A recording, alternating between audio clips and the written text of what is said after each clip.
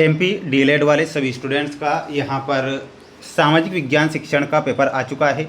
साथियों, कल आपका 8 बजे पेपर है और सभी छात्रों को इस क्वेश्चन पेपर को ध्यान से देखना है। जैसा कि आप जानते हैं कि मेरे द्वारा ये जो पेपर बताया जा रहा है आपकी परीक्षा में 101% आपको देखने को मिलेगा और सभी छात्रों को इस क्वेश्चन पेपर को ध्यान से देखना है, क्योंकि पूरा पेपर और सॉल्यूशन बताऊंगा, जिसमें मैं आपको 2 नंबर, 3 नंबर और 4 नंबर वाले प्रश्न बताऊंगा जो आपकी परीक्षा में आ रहे हैं और पूरा पेपर है। सभी छात्रों को ध्यान से देखना है, क्वेश्चन छोड़कर परीक्षा में नहीं आना है। अगर आप क्वेश्चन छोड़कर आते हैं तो इसका नुकसान आपको रिजल्ट में देखने को मिलेगा। आइए शुरुआत करते हैं हमारे क्वेश्चन से जो परीक्षा में आपको दिए जाएंगे। जैसा कि मैंने आपसे कहा था कि आपको 2, 3, 4 नंबर वाले बताऊंगा, तो पहला क्वेश्चन रहेगा, परंपराओं से क्या आशय है? भूगोल का अर्थ एवं परिभाषा, कारण और प्रभाव का अर्थ लिखिए। तो ध्यान से इनके आंसर आपको देखना है। देखिएगा, आंसर आपकी स्क्रीन के सामने आ चुका है। जैसा कि परंपराओं से क्या आशय होता है, तो इसमें आपको लिखना रहेगा, परंपरा का अर्थ उन विश्वासों, रीति रिवाजों, धारणाओं या व्यवहारों से है जो एक पीढ़ी से दूसरी पीढ़ी को हस्तांतरित किए जाते हैं। यह समाज की एक सांस्कृतिक विरासत होती है जो समय के साथ विकसित होती है और सामाजिक जुड़ाव बनाए रखने में मदद करती है। तो इतना आपको किस में लिखना रहेगा? परंपराओं में लिखना रहेगा। आप सभी प्यारे भैया बहन इसका स्क्रीनशॉट यहाँ से ले लीजिएगा। इसके बाद में आपका अगला क्वेश्चन था कि भूगोल का अर्थ और परिभाषा। तो भूगोल का अर्थ क्या होता है, ध्यान से देखें। भूगोल 2 शब्दों से मिलकर बना है। भू का अर्थ होता है पृथ्वी और गोल इसका शाब्दिक अर्थ होता है पृथ्वी का वर्णन।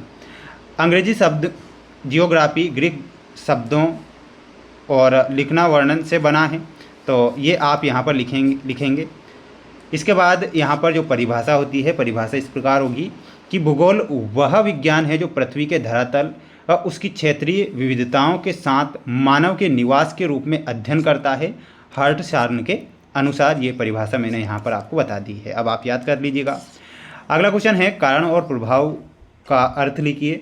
तो देखिएगा, यह एक ऐसा सिद्धांत है जहाँ एक घटना दूसरी घटना को जन्म देती है।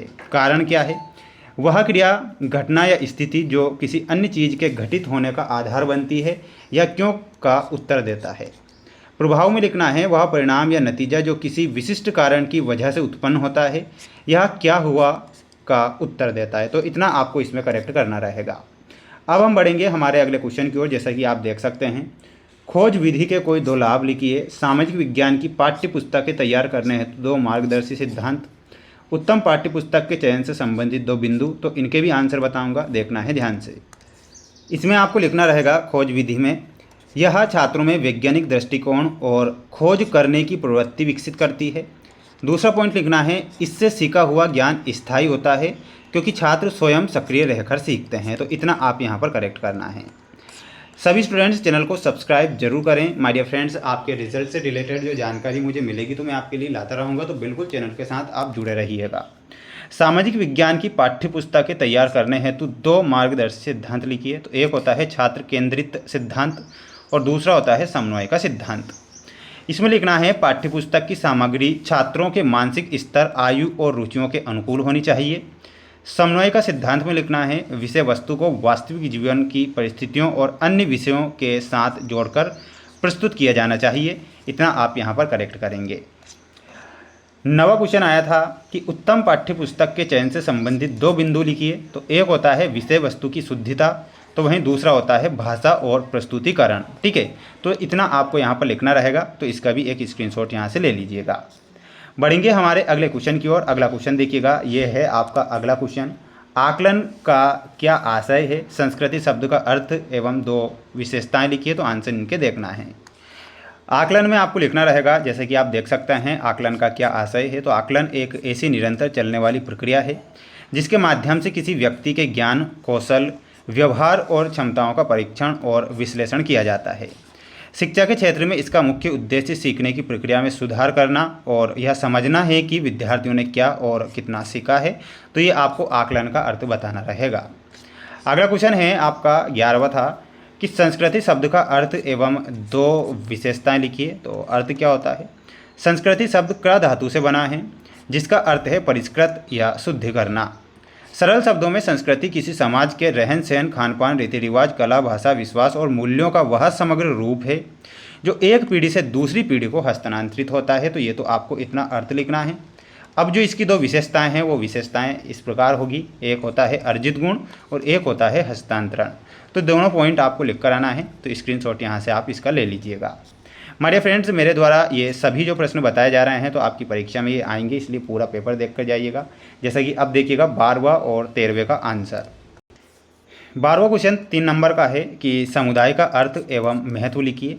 तो समुदाय का अर्थ क्या होता है? समुदाय व्यक्तियों का एक ऐसा समूह है जो एक निश्चित भौगोलिक क्षेत्र में एक साथ रहते हैं और जिनमें हम की भावना पाई जाती है।